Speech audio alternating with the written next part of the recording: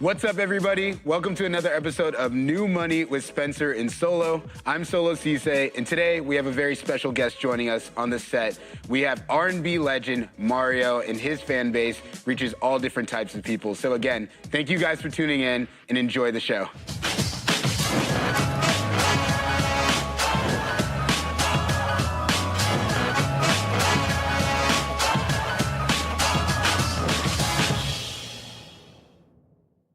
What's up, everybody? I'm Spencer Dinwiddie.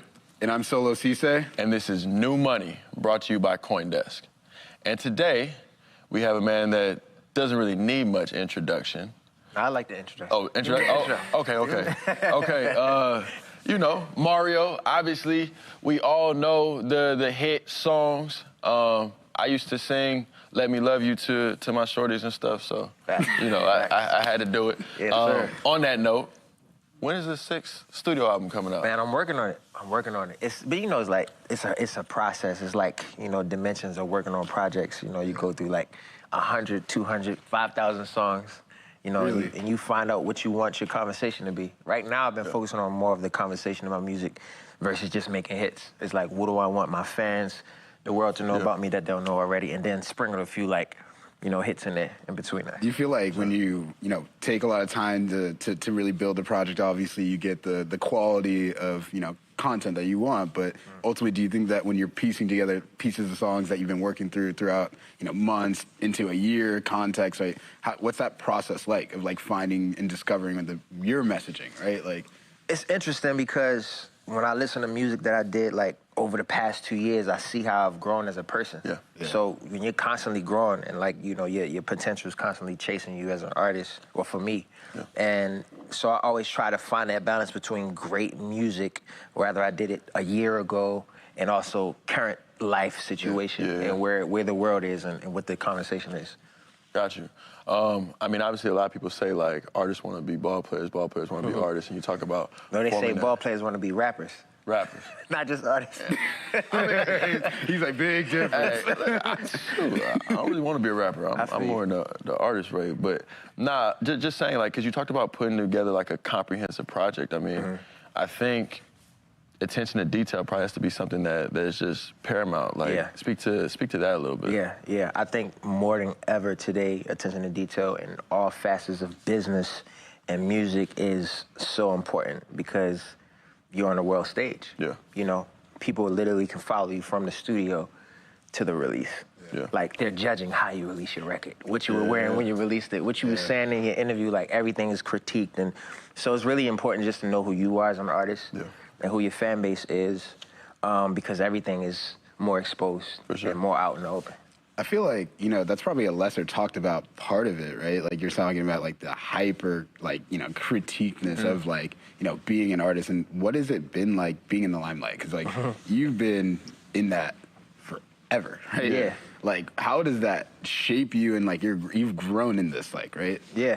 So, I mean, I started before the Digital Crusade, you know what I'm saying? So it was really just more about the music and touring and paraphernalia, you know what I'm saying? Like merchandise and just really touching the people. Like, you had to go on the road to do promo tour. Yeah. You were traveling from state to state on the bus, you know what I'm saying? Sitting down doing the interviews. Now you can do Skype or like Zoom or, you know what I'm saying? Or they just start playing a record, like, without you having to be there. But now you're touching your fans through social media or through platforms like what you guys created. You know what I'm saying? I mean, on that note, like, how do you feel like, well, first let me ask, what social medias do you use the most? Which are your favorite? But how do you feel like that has really impacted just the entire landscape? The social media I use the most, I would say, is Instagram, right? I've even backed off from that a little bit because I've been focusing more on business and focusing more on the creative side of things, just time-wise. And I noticed that when I was posting a lot, I wasn't getting the interaction that I wasn't, and I started posting a little bit less, and I started getting more interaction. So it was like, you kind of got to give your fan a chance to miss you, and then when you come back with something you've been working on, it's just more potent. You know what I'm saying? Yeah, you touched on a very important keyword, right? It's like you're focusing on, like, creator, right? Like, and things like that. And so, obviously, being an artist, like, you've been a creator your entire life. Obviously, you're into acting and a lot of other things and stuff, too. Like, in terms of, like, ownership, IP, right? Like, intellectual property, the stuff that you work on and stuff, like, Can you talk a little bit about what that's like in the music industry, right? Like, you're an artist, like, what are the economics of, like, how it goes from, you know, pen and paper to, you know, inspiration to then dollars, right? Right. Well, there's multiple ways to make money as an artist. You know, you have the writing, intellectual property, which I could write a song for you and nobody has to know who I am and make probably more money than you if you're not a touring artist, right? Or you can be an artist who writes your own songs, produce your own music, and tour and make all of the money, right? So there's multiple different ways to make money. I find, for me, it's kind of a balance of all of them, because I'm a writer, I'm a performer. Yeah. I own my own music now. I was signed to a major, but now I'm independent. So I own my own masters, which reverts back to me after 2-3 years. You know what I'm saying? So I could sell my catalog if I wanted to, and you know, partner and sell it. But I don't believe in selling your full catalog. I'm like, hold on to some of your stuff. I was telling one of my homies of it. I say, hold on to some of your catalog. I know them M's look pretty, but hold on to at least half of your catalog, because you don't know what's going to happen in the next 5 to 10 years. No, and you kind of touched on it lightly in terms of social media. We have an app that we're building and on your intellectual property. Obviously, we're in blockchain, in crypto, and shoot, new money by CoinDesk. Facts. Thank you. But how do you see that potentially, the blockchain space potentially impacting the music industry, especially because you're somebody that obviously owns your catalog, so. You know, from what I understand about blockchain, I look at everything kind of from the macrocosm to the microcosm. And I think that some of the most intelligent people and people who actually influence the world the most look at things like that. Yeah. So when I started understanding blockchain, I'm like, oh, okay, this is like the first DNA for technology. Yeah. It's DNA, basically. The way you look at it is like you can mirror it to the way human DNA is. It's like, it's these blocks and chains that carry information, and it's locked into a certain sequence. And right, so you can pretty much apply it to anything. I think the issue comes down to educating people on it. Yeah. You know, and you kind of can alleviate the middleman, but at the same time, because one song, so many people have to get paid sometimes, you still have to have those societies that collect money.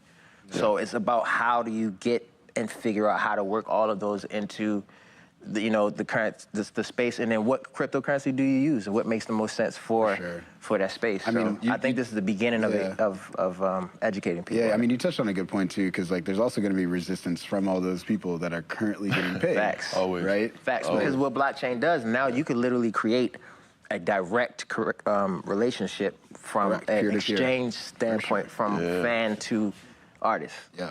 Whereas though the transaction, oh, you like this song, you want to stream this song, you pay me directly, blockchain, boom, you got that, right? But now, how do we pay the producer? How do we pay the writer? How do we pay, and it, you know, it still has to be, everybody's not gonna want to run their, you know, their business. For sure, and I think actually one of the things that is good with where the technology is going, and because it's verified and trusted, there are going to be platforms that have the speed, scalability to be able to kind of like shoot off the fractional shares and the royalties to those individual wallets and things like that, so everybody can get.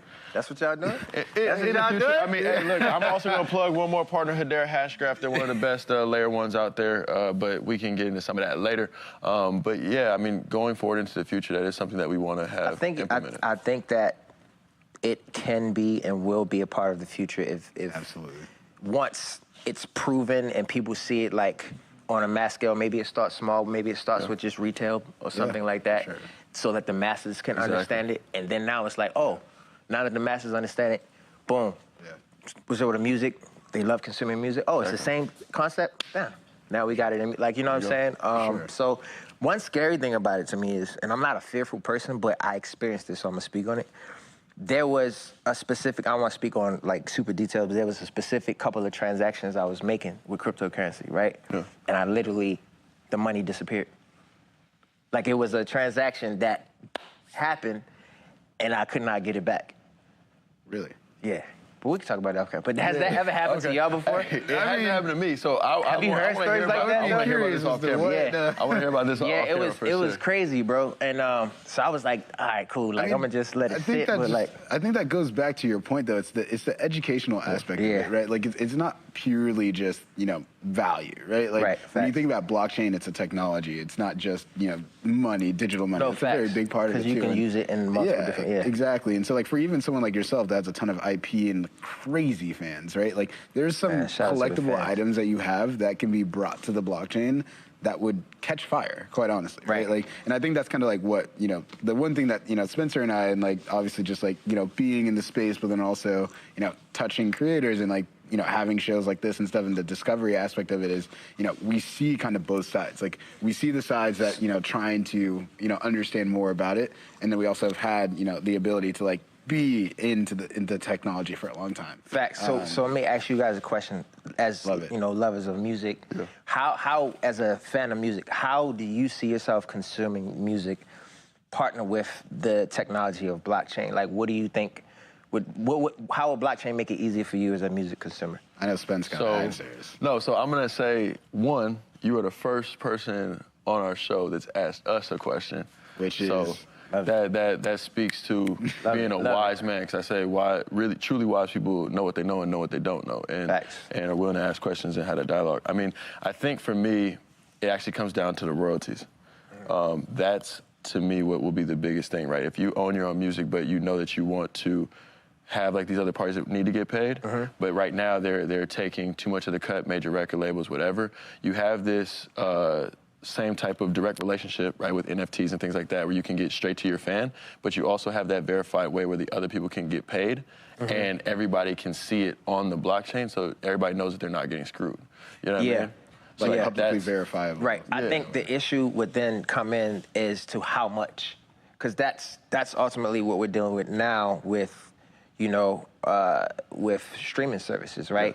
Before there was a standard in the industry of how much you would get on a project, what the royalty would be. But when you take it over to streaming, they just put it all into one pot and said, okay, $3 come off top and $7 goes to the artists, the publishing companies, yada, yada, yada, right? So now switching that over to blockchain, it would now then have to be reconfigured to make sense financially for artists that are signed to labels. I mean, artists that are not signed, it may be a little easier to exactly. So that's gonna be interesting, because I don't know how flexible the major labels will be. Will they allow their artists to do it? Now, for the independents, it's huge. Hey, look, it's big we can get straight to the fan and get to this money, and so and that's but because the labels for now have a bigger monopoly on the industry because they have the catalogs of like, all the great artists.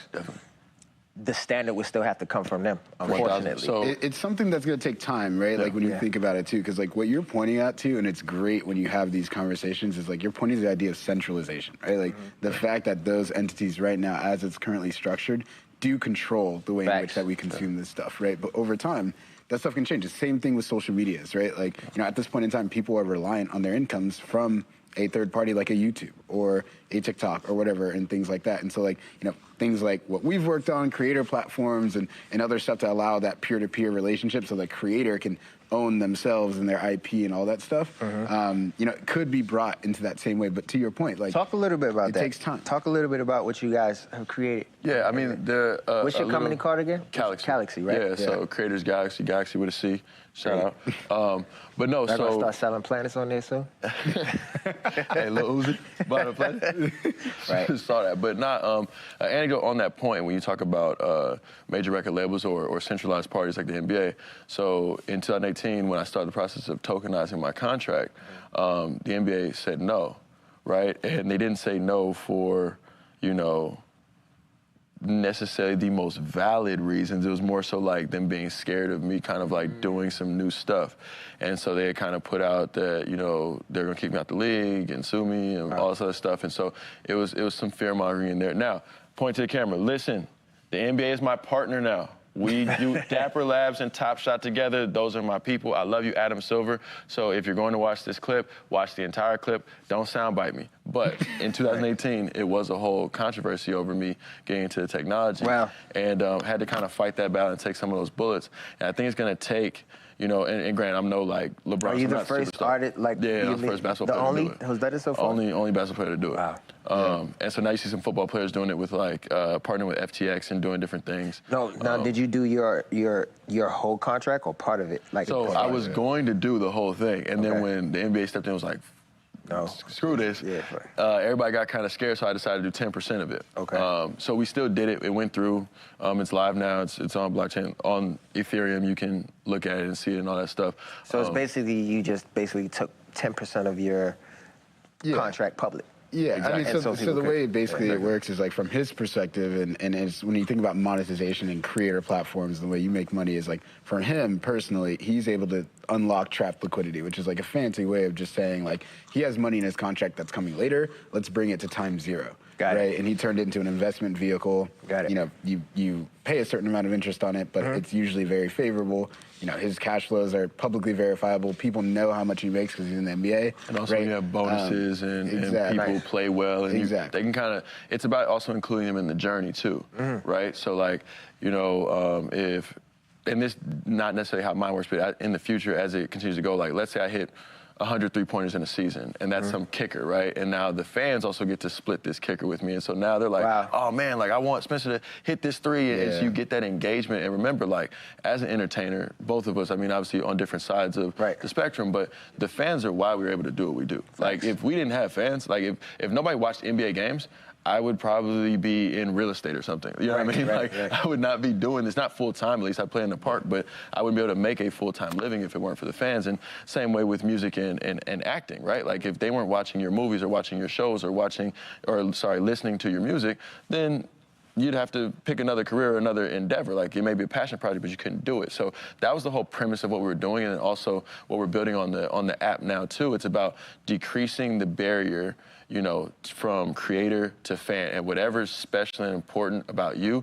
So it could be singing or acting, it could be basketball, it could be, you know, a weightlifting class, because obviously he's buff as can be. You know what I mean? But just decreasing that barrier so you can have an authentic interaction, and you know, creators can get paid for that, where it's not, you know, a Instagram or YouTube or whatever it is, basically strangleholding that relationship and saying, well, you'll only get the pennies on the dollar or a label, or the NBA you'll only get the pennies on the dollar that you deserve. So that's what it's about. Yeah, it's a lot of things. It could apply to the music industry and a lot of different other industries as well. So it's I mean, the digital art that could be created from the album art that you do. Like we see a lot of artists looking to try and do that and have come to us. With the NFT space. NFT space, exactly, and stuff. And that stuff is going to be what helps people understand the technology. Like, oh, it's not just this money I don't see or whatever. You know, it's a lot of different other things that technology can be used.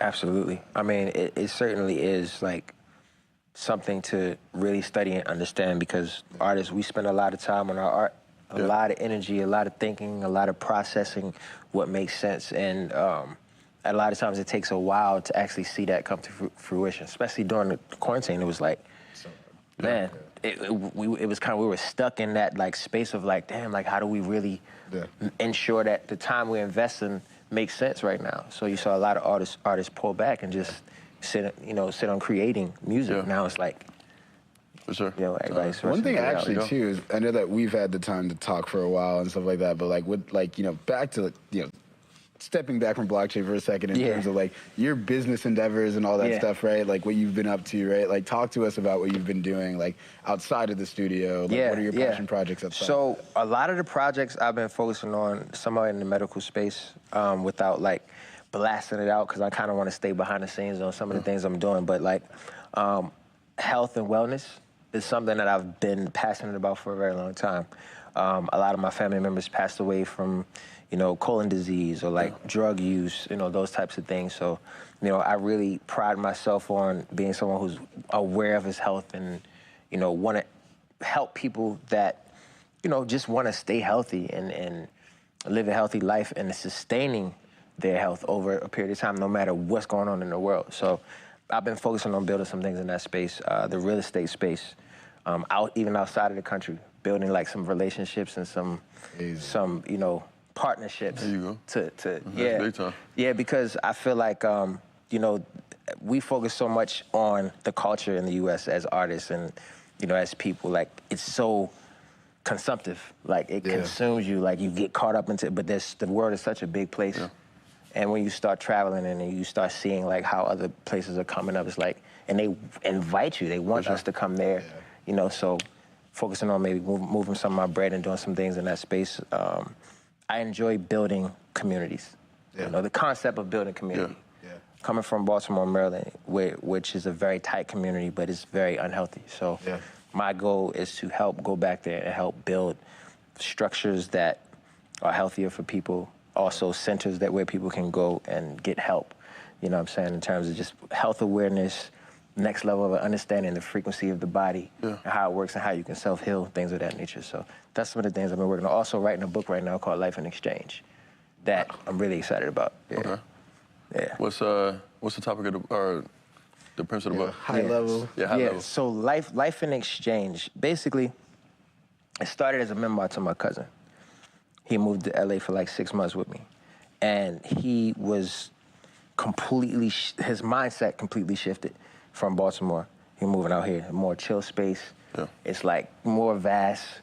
You can find peace out here easier, you know what I'm saying? So he basically was asking me, like, how is it that I can't, why is it so hard to do the same thing at home, right? And so I started writing this, basically a paragraph to him, and then it turned into a book, bro. Like, Life in Exchange is like, life gives you an experience, you respond to it, how you respond to it pretty much sets up what the next phase of your life is gonna be, you know? So that's kind of the concept of it, but I talk about everything from eating to mindset, awareness, frequency, bandwidths, like all that type of stuff. But in a way where people can understand it and digest it. I mean, to me, that's super powerful, and you know, we just now really got to speak off camera, like, kind of sort of for the first time, but there's a lot of similarities just in terms of thought process, and it's dope to hear a lot of these things. Yeah. I recently tore my ACL and had a pretty fast recovery, about 5 months. But, you know, diet's an important part of that.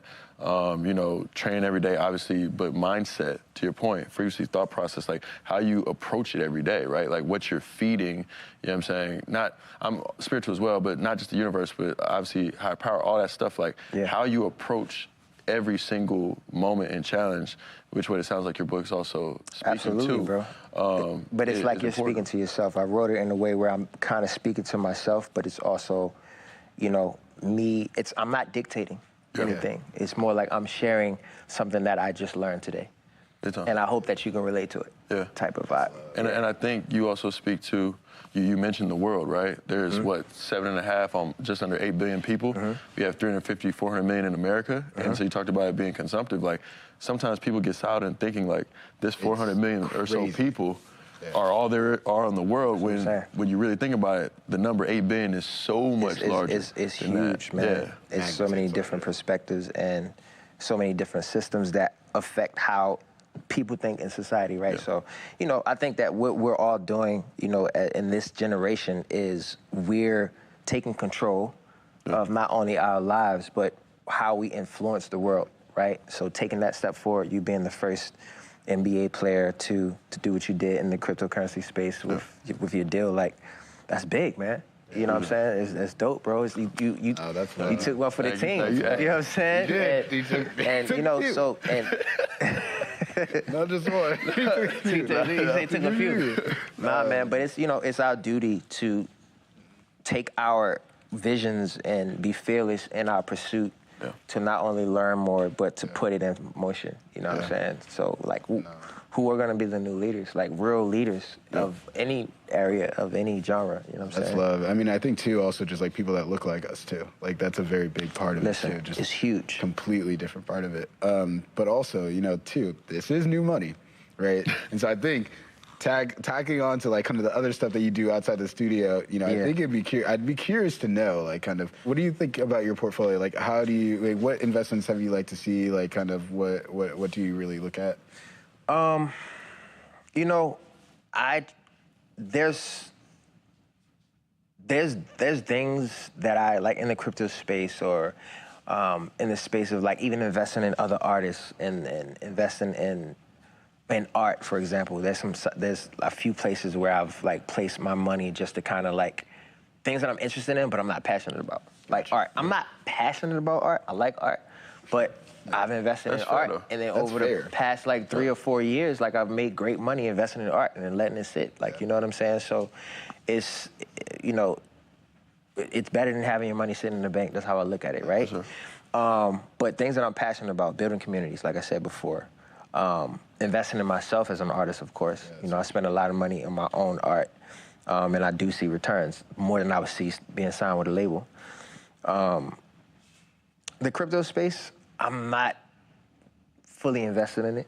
I do have some portfolios, but I haven't studied it enough to understand how do I really make money in this space, like on a major scale. You know what I'm saying?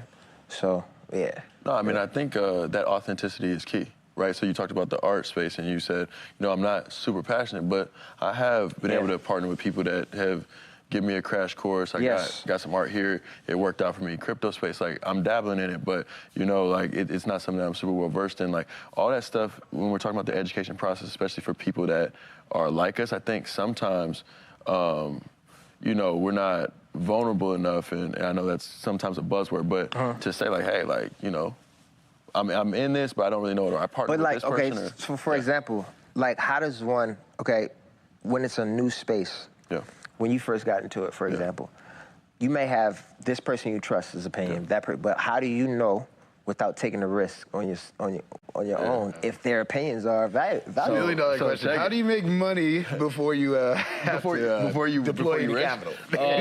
Nah, so honestly, because you asked someone, right? I took the bullets. Okay. So I was.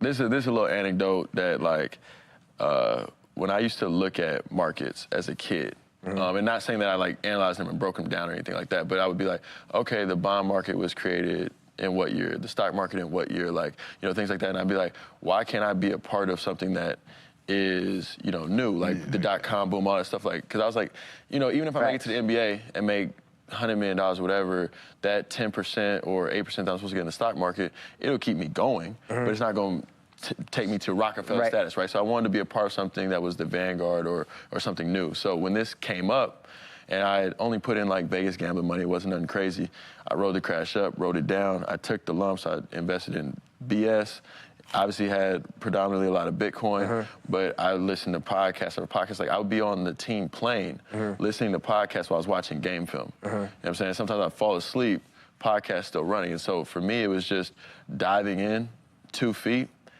getting as well versed as possible. And then what happened was, as I started to talk about it, and this is before I had a ton of money in it, right? Like, as I started to talk about it, you just end up organically meeting some of those people. Because they say, wait, hold on, you're an NBA player talking about Bitcoin? What's going on? And I'll come to them and tell them, like, look, I only got in this space 2 months ago. Like, but I've learned X, Y, Z, can you tell me more? And then they give you a little bit of advice. And then you get to the next conversation. I've been in this space now for 6 months. And I've learned about Bitcoin and Ethereum. What do you have to tell me? And then you keep going, you make those connections, and now, you know, we've been blessed to know, like, some of the biggest in the space, like Rohan, who's the leader of Dapper Labs and stuff like that. So the people that you say are biggest in the space, are these people who have been in since inception, like since there was a toddler? Or these people who are coming in later? Like, because So some of them have, like, been in since the beginning, like, 2012. 2012 and stuff like that. And, you know, the owner of FTX, who just raised $900 million at an $18 billion valuation, like, people like that who are doing astronomical numbers and phenomenal things. And so once you kind of verify that you're interested, you're willing to learn, you're willing to kind of take your lumps, and you start getting those type of partners and influence, then, like, it starts to kind of really just roll downhill. Because one thing also, too, is, like, even the last point, too, on that, like, just in general, I think any good person that makes financial investments or anything like that, like, you got to be agnostic, right? Like, you know, at the beginning when you're learning about it, you can't get overwhelmed and, like, why does this thing work? Why does it not work? It's more like, I need all the information in front of me to make then a proper decision. If someone came to me right now and told me that Bitcoin, crypto, blockchain, all that stuff didn't make sense, highly unlikely, right? I've been in the space enough to know, like, you know, to have seen enough to have gone down the path of wanting to commit to it. But, like, I want to know that. Like, I want to know your contrarian opinion. Exactly. Like, do you make sense? Like, I want to know that because I got money in it, right? So you have to be agnostic to that at that point so that you can, you know, make those rational decisions. Well, I'm definitely going to pick you guys' brain more off camera about it. And, you know, I'm inspired to step in more and, like, you know, learn more. One of the things that I wanted to mention earlier that I forgot is the CBD space. And not so much plant medicine, but like CBD and like vaping, and wanting to incorporate healthier forms of vaping. So I'm working on a company right now that I'm partnering with, and we're gonna be doing both, but like I'm primarily working on the healthier part of it. Yeah. So that's something exciting I forgot to mention earlier. So, no, and I honestly think like that's probably the best place to rap. I mean, we see that we have your commitment to dive in with us on blockchain cryptocurrency. Yeah. You have my commitment in terms of hearing about health and the CBD space and what you're doing in terms of can't wait, man. Making it healthier. Yes, so thank y'all for having me, I'm bro. in this. Appreciate you guys. Yes, and again, this is New Money, brought to you by CoinDesk. I am Spencer Dinwiddie. This is Mario, my co-founder Solo Cisse, and we are signing out.